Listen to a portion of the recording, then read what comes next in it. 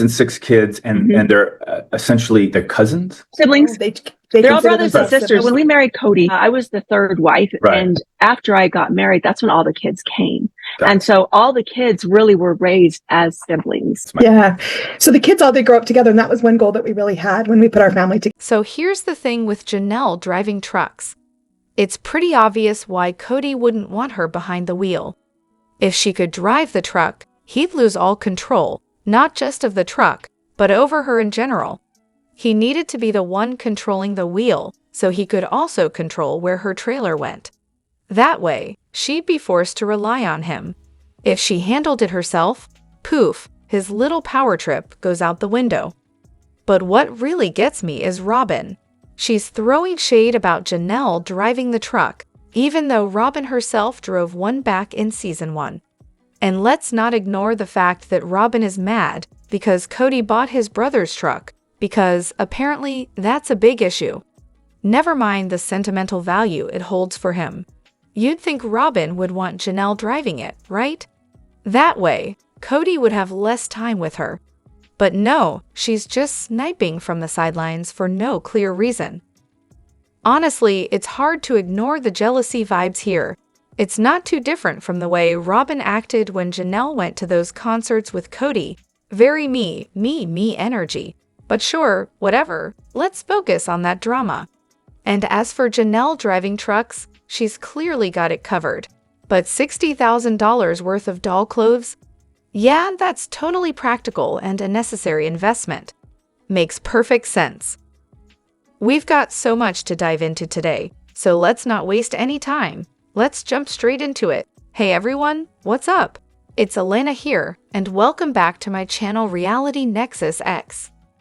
Oh boy, Kody really does take pick and choose religion to a whole new level, doesn't he?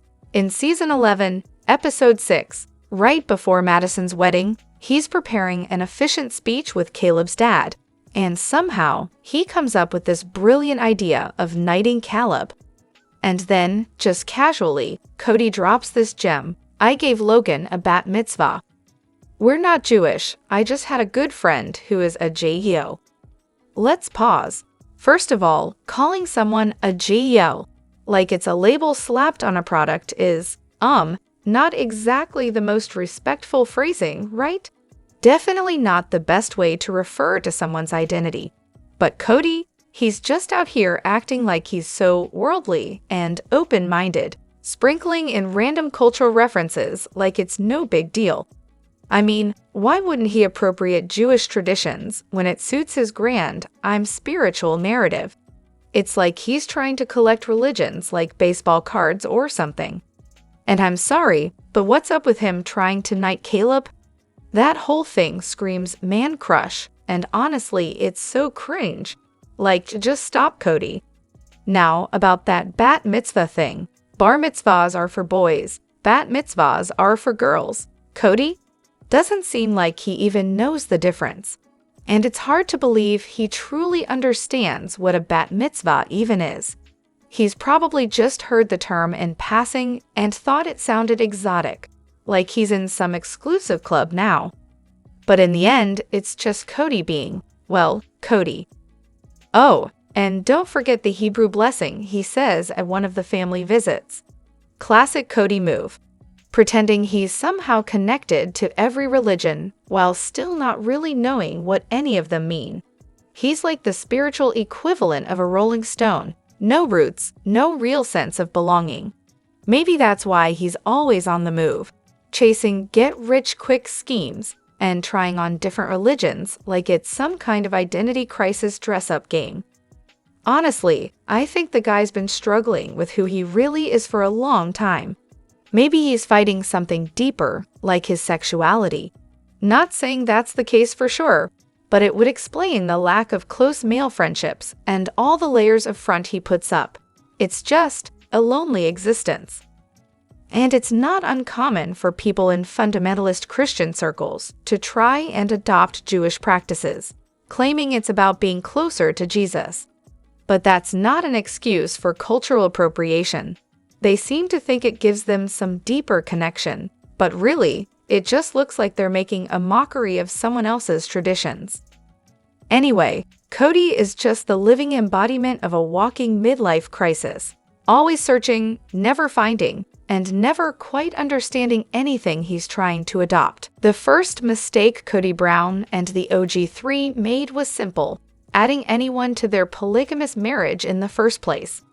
But of course, they took it a step further and brought in a woman who was not only younger, but also had young children of her own. She didn't grow up with their kids, nor was she in the same stage of life. You can see where this is going, right? It was always going to be a disaster. Robyn never stood a chance of fitting in, and it's clear that the real mistake was Kody and the OG3, even thinking about adding someone so completely out of sync with the family dynamic. They should have known better. In hindsight, everyone's where they're supposed to be, but it's impossible to ignore the toll it's taken on the children, particularly Garrison. One has to wonder how different things could have been if they just stuck with what they had. And here's a fun thought. If Kody had to add a wife 2 decades after his original 3, maybe he should have added 2 instead of just 1. That way, they'd both be in a similar life stage, could actually relate to each other, and maybe even handle the childcare situation. Robyn's life. Yeah, it'd be pretty different right now. But mark my words, if Kody dares to add another wife after Robyn's done her 20 years in the family, I'll be back watching this train wreck. Now, let's set the record straight. The OG3 didn't exactly make a mistake here. Christine was against it from the jump. Janelle wasn't convinced because the family couldn't afford it, and Mary was basically manipulated into going along with it. As they've said time and again, the husband is supposed to ask his wives for permission, but if they say no, well, he's still free to marry someone else. This was Kody's choice and his mistake alone. Also, for the record, Robyn's only 6 years younger than Christine and 9 years younger than Kody and Janelle. So it's not like there was a huge age gap when she joined in her 30s. Her kids are around the same age as many of the other kids too. Dayton, Aurora, and Brianna fit right in. The younger ones like Savannah and Truly, though, they're still in a league of their own. Christine's book release got bumped up, and I'm thrilled. And by thrilled, I mean mildly intrigued. She's dropping it way earlier than expected, with the new release date now set for September 2nd, instead of the original end of September slot. What's even more fun?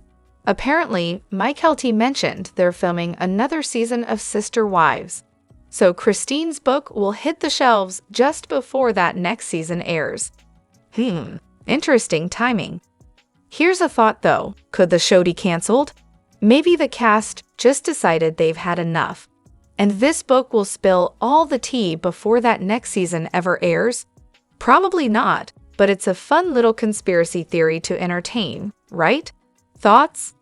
But seriously, who else pre-ordered the book because you're dying to know the juicy details? I'm cautiously optimistic that Christine will keep it real and honest like she usually does. But let's be real, there's no way this book will tell us everything while Sister Wives is still on the air. Sure, it'll be an interesting read, but I'm convinced the really spicy stuff won't come out until the show wraps up. I'm guessing the book will dive more into her birth family, aka the polygamy royalty, and give some context around that. As for the juicy details of her life with Kody, don't hold your breath. I doubt she'll go full scorched earth and air out her kids' business or tear down their dad too harshly. She'll probably just give us a little more background on what's already been shared. So Christine's choice to have Truly in the hospital makes sense, given that she'd already lost a baby before. But here's the real kicker. Did Kody somehow manage to offload the hospital bill onto Christine, like he did with Isabel's surgery? I mean, we all remember how he couldn't be bothered with health insurance for Isabel, and given that Truly's birth was probably in the same boat, I'm curious how the finances played out there, especially since Christine was likely stuck footing the bill for Truly's kidney issues too. Anyone got the scoop on this? Because knowing Kody, he probably cared way more about getting more random junk for himself than paying for basic medical care for his kids. Priorities, right? I'm just guessing here, but I'm thinking Christine and the kids were probably stuck on Medicaid. It's not like they were rolling in cash. And as for Isabel's surgery, I vaguely recall Christine mentioning that they managed to get insurance for that. But honestly, I wouldn't be shocked if Kody passed off every single medical bill for their kids onto Christine, as per usual. Look, I've got decent insurance myself, and even with that, I'm stuck paying off thousands in medical bills for both my stay and my babies, despite having no major complications. I can't even imagine how much debt Christine had to deal with, especially considering she probably didn't have insurance to cover Truly's birth or those kidney issues. That must have been a nightmare. But hey, at least Kody got his new toys, right? Rewatching Axel's birth and WTF? Did it seriously not occur to anyone that maybe her labor wasn't progressing because she had, like, 17 people and a camera crew in the room? What was the midwife thinking? Not clearing everyone out to see if things could move along when they, actually followed the birth plan she had clearly laid out. It should never have been up to Maddie or Caleb to handle getting the crowd to leave, because, let's face it, the whole thing was overwhelming. And with a family like theirs, hello narcissism, of course it wouldn't have occurred to anyone to step back. But that's exactly why people make birthing plans. A competent midwife should have cleared the room as soon as it became clear this wasn't going to be the easy birth they all expected. I honestly felt so bad for her. Even Caleb annoyed me. She called me to come home, and she's not even in real labor. Oh, did she? I didn't know you were getting your OB degree in between your moose hunting trips. Also, I can't help but think she wasn't even in active labor the whole time. The first day she had contractions, she was still able to sleep, go out to breakfast, and work for Mary. None of that screams active labor. Maybe she was just having Braxton Hicks for a whole day before the real deal started. I'm 29 weeks along with my first pregnancy, and everyone's told me that once real labor starts, the contractions are so intense you have to stop whatever you're doing just to breathe through them. Which we saw eventually. But until then, it's not like she was totally miserable. I've also heard that once active labor kicks in, it's actually a good idea to try to relax, rest, eat something, and just keep track of the contractions. You need energy for the long haul.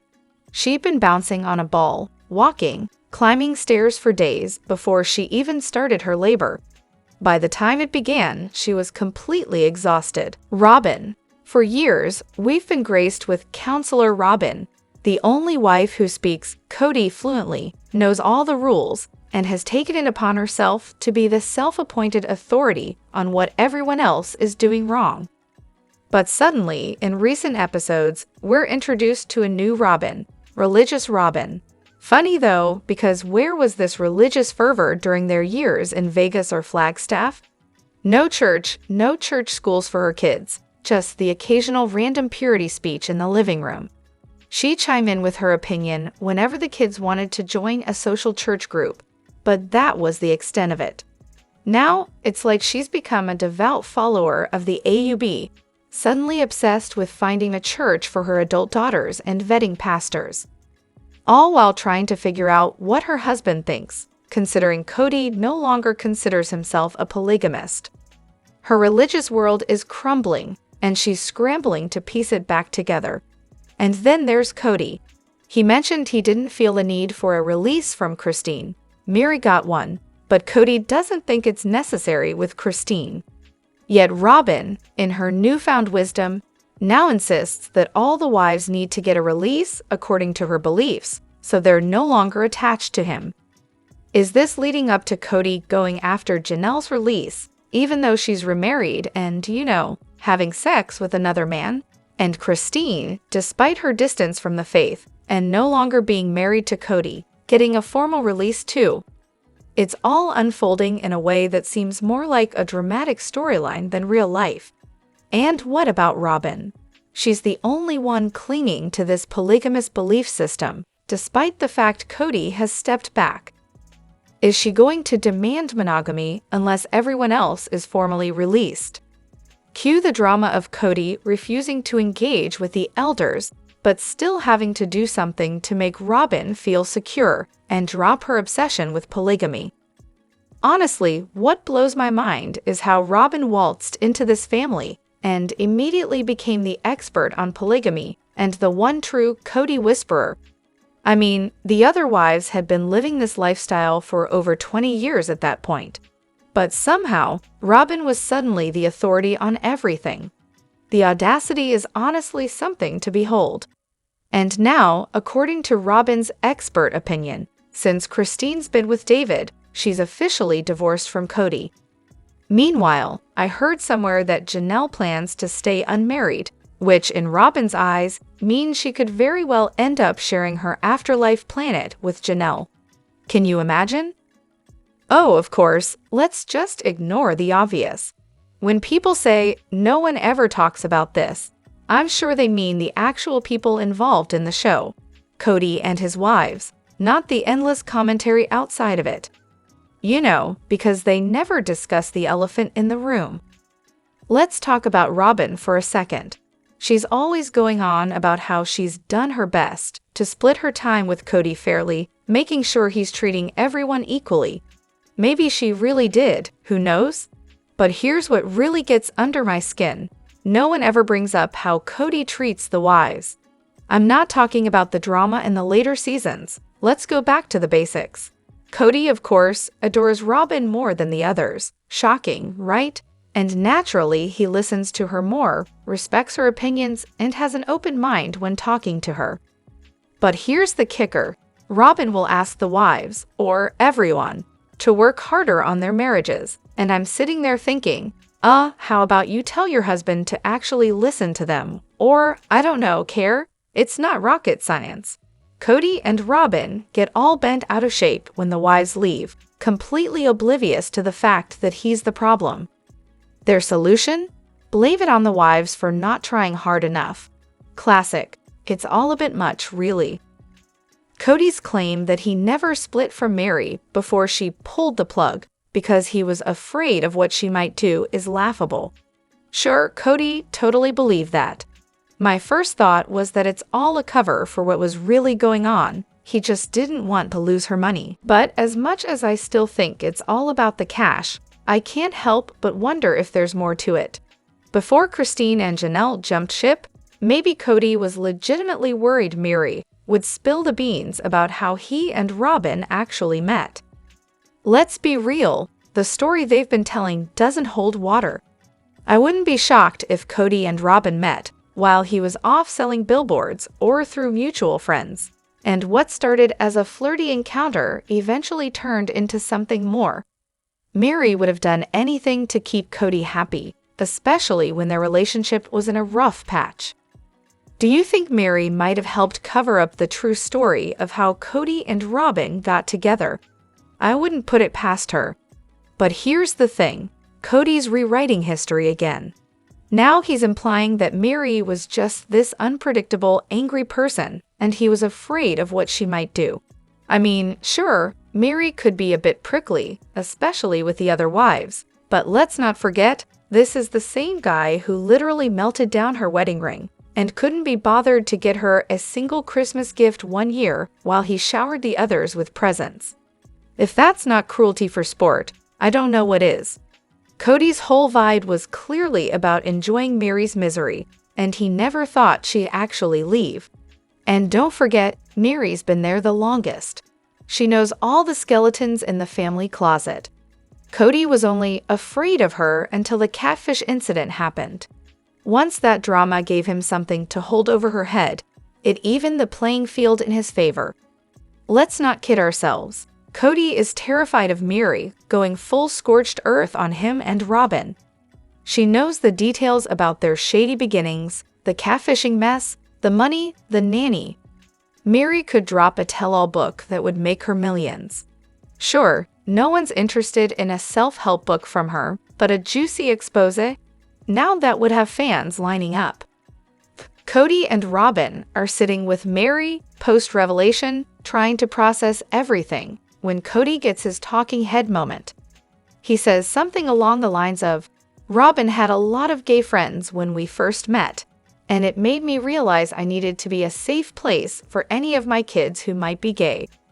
Now that really piqued my curiosity, because let's look at the timing and setting, shall we? Robyn was living in Street George at the time, a place that's about as LGBT plus friendly as a brick wall. It's a predominantly LDS or polygamist area, not exactly known for its acceptance or tolerance.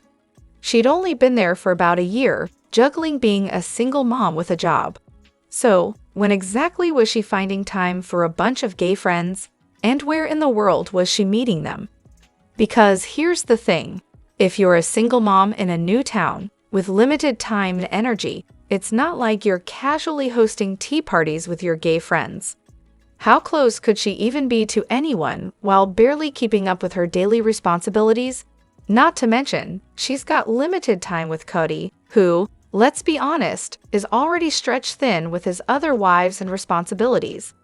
Yet she chooses to introduce him to her friends. In 19 seasons of this show, we've heard about exactly one of her friends. Just one. And sure, not everyone they know wants to be on the show. But even then, it's a little curious that, in all the time Robyn's been living in Street George, she somehow developed a tight-knit group of friends, which Kody, of course, knows well enough to use as an example for his parenting strategy. It's not about her friends being gay. It's more about the fact that, in a place where she was balancing life as a single mom, she apparently had this super close circle of friends that Kody could name drop. It just doesn't add up. Where was she finding the time for all of this? Or did these friends just magically appear out of thin air when she wasn't busy being a mom or working? Funny how that works. Let me know what you think in the comments. Don't forget to hit that like button and subscribe to my channel. I'll see you in the next video. Take care and much love to you all.